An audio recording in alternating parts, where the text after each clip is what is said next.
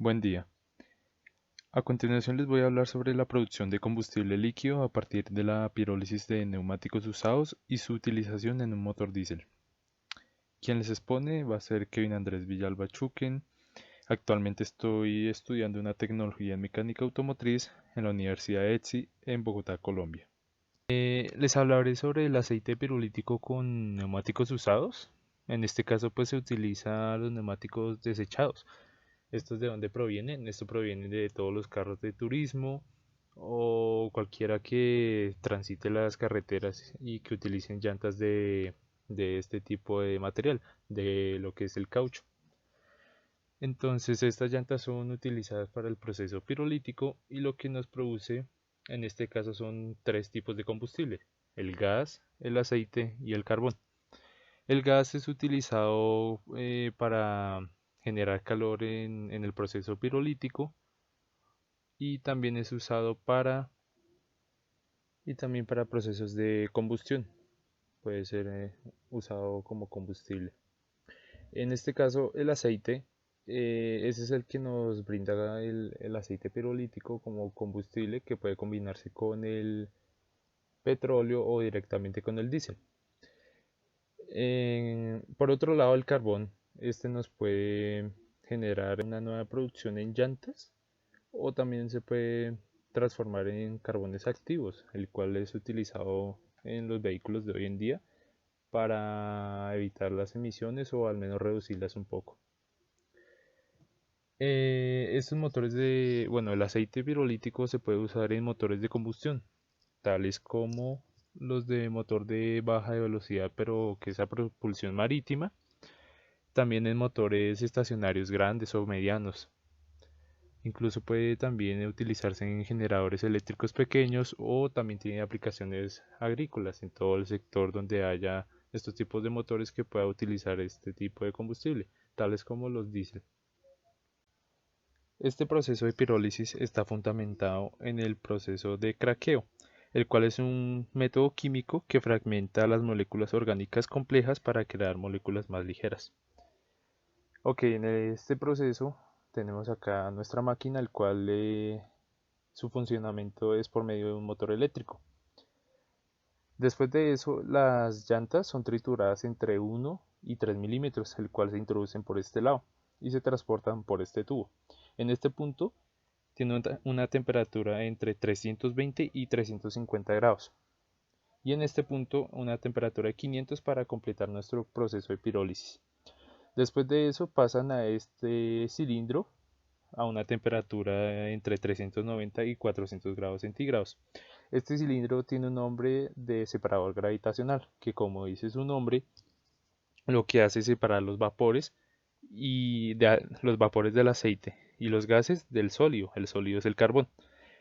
El carbón sale por este lado y sale a una temperatura de entre 340 y 350 grados. Los gases lo que hacen es elevarse a una temperatura de 280 grados y pasan por este condensador, el cual los enfría a una temperatura entre 130 y 135 grados centígrados. Después de eso pasan por este lado y es acá donde sale el aceite pirolítico y salen los gases, que como mencioné antes, los gases puede ser utilizado como combustible o puede ser utilizado para generar calor en nuestro proceso de pirólisis. Y pues el aceite es el utilizado para mezclarse con el petróleo o el diésel para crear nuestro combustible. Se crearon dos tipos de aceites: el TPO-20, el cual es 20% de aceite pirulítico y 80% diésel, es la mezcla, y el TPO-40, que es 40% de aceite pirulítico y 60% del diésel. Se hicieron 5 pruebas. En esta primera podemos evidenciar que es la potencia del freno del motor a carga máxima versus la velocidad del motor, las RPMs. Podemos apreciar que los resultados son muy similares en cuestión entre el diésel, el TPO-20 y el TPO-40. Pero a partir de 2500 revoluciones vemos que el diésel simple, el solo, presenta mejores resultados que los demás. Incluso también en 3000 revoluciones tiene mejores resultados que los otros aceites pirolíticos. Esto se debe a que la potencia del freno del motor mide la cantidad de energía una vez que otras partes como la caja de cambios, el alternador y la bomba de agua han sido alimentados. Ya después de esto se mide la potencia que llega a las ruedas. Entonces por eso decimos que durante más potencia es mejor. Por otro lado vemos acá nuestra segunda gráfica, el cual es el BSFC, el cual nos quiere decir que es consumo de combustible específico del freno versus la velocidad del motor a carga máxima. También vemos resultados muy similares cuando está en 2000 RPM y en 3000 RPM, revoluciones por minuto. Sin embargo, pues la mayor diferencia las hace en 2500 revoluciones, el cual vemos que el diésel hace mejores resultados y los peores resultados los hace el TP40, el cual es esta línea. En este sí decimos que es mejor cuando es menos, debido a que esto es un consumo. Entonces tiene mayor consumo el TP40. En las tres pruebas restantes son de emisiones de escape. En esta primera gráfica tenemos que la emisión de hidrocarburos versus la carga del motor a 3000 revoluciones por minuto. Vemos que cuando el motor está a su 100% de carga, los resultados son similares. De hecho, en el TPO son iguales, en el TPO 20 y el TPO 40. Pero vemos que el diésel es el que contamina más. Y conforme vamos disminuyendo la carga, los resultados varían, pero el diésel siempre sigue siendo el que más contamina, el que genera mayor emisiones de hidrocarburos. Esto se debe a que el TPO tiene una menor viscosidad, lo que mejora la atomización por pulverización. Esto significa que hace la mezcla mucho más rápida, la combustión es mucho más rápida y esto hace que mejore la combustión. En la otra gráfica tenemos las emisiones de CO o monóxido de carbono versus la carga del motor a 3000 revoluciones por minuto.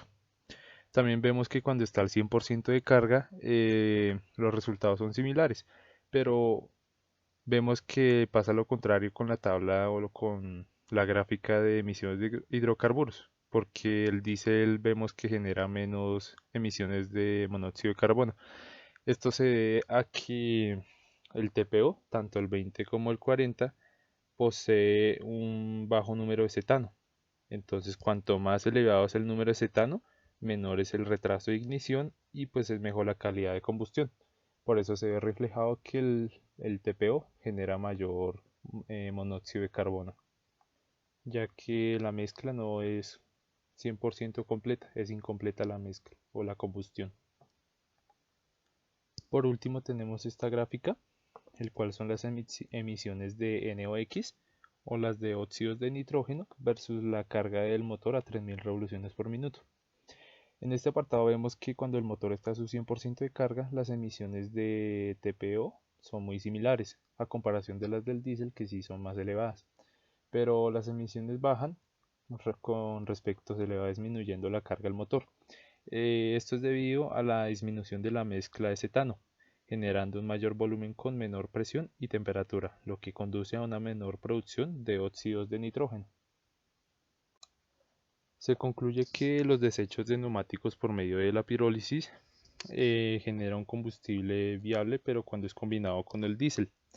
Solo no debido porque tiene un bajo número de cetano, lo que hace que se retrase su ignición y genere una combustión incompleta.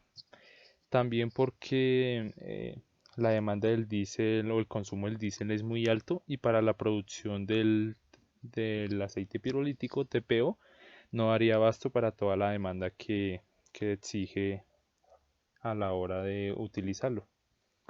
También solo no se recomienda porque tiene un mayor índice de azufre, el cual no es recomendable para vehículos de carretera. Por eso es más recomendable usarlo en motores de propulsión marítima y en motores estacionarios, ya que para estos la exigencia de los gases contaminantes no es muy elevada. También se observa que el TPO 20 es el que tiene mayores resultados o propiedades muy similares a las del diésel, a comparación del TPO 40. De hecho, cuando aumentamos más del 20% de aceite pirolítico en la mezcla con el diésel, el motor empieza a ser irregular. Ya después del 40% es tanta la irregularidad del motor que este se ve reflejado en su velocidad, en su consumo, en su potencia y también en sus emisiones de gases. No se podría trabajar con un mayor de 40%. Lo más recomendable es el 20% porque tiene mayores propiedades muy cercanas a las del diésel simple. Por último, en busca de otro artículo para compararlo con el que expuse anteriormente, encontré otro llamado combustible a partir de neumáticos fuera de uso. En este caso hacen el procedimiento de pirólisis totalmente igual, pero lo hacen con nitrógeno. En el caso de la pirólisis, este se hace en ausencia de oxígeno, pero el que encontré lo usa con nitrógeno, como dije anteriormente. Se puede evidenciar que sale el aceite pirolítico hecho con el proceso con nitrógeno y sus propiedades son muy similares, casi no cambia a cuando se hace sin el nitrógeno, con solo ausencia de oxígeno. Pero el que sí varió fue en el poder calorífico. En el caso en el que no se usó nitrógeno, nos dio como resultado 45 megajoules sobre kilogramo de poder calorífico. Y en el que se usó con nitrógeno nos dio como resultado 10.800 kilocalorías sobre kilogramo por cada kilogramo. Haciendo la conversión para poder compararlo, se hizo la conversión de 45 megajoules a kilocalorías. Esto nos dio como resultado 10.746 kilocalorías por cada kilogramo, frente a las 10.800 kilocalorías que nos dio como resultado cuando se usó con nitrógeno. Esto nos da como evidencia que cuando se usa el nitrógeno, sí, aunque no cambia mucho sus parámetros, en ciertos valores sí nos va a cambiar. En este caso nos da un poco más de poder calorífico, lo que representa una mejor potencia y un mayor rendimiento en el motor frente a cuando no se usa el nitrógeno en el proceso de pirólisis. Eso es todo, muchas gracias y nos veremos en otra ocasión. Hasta luego.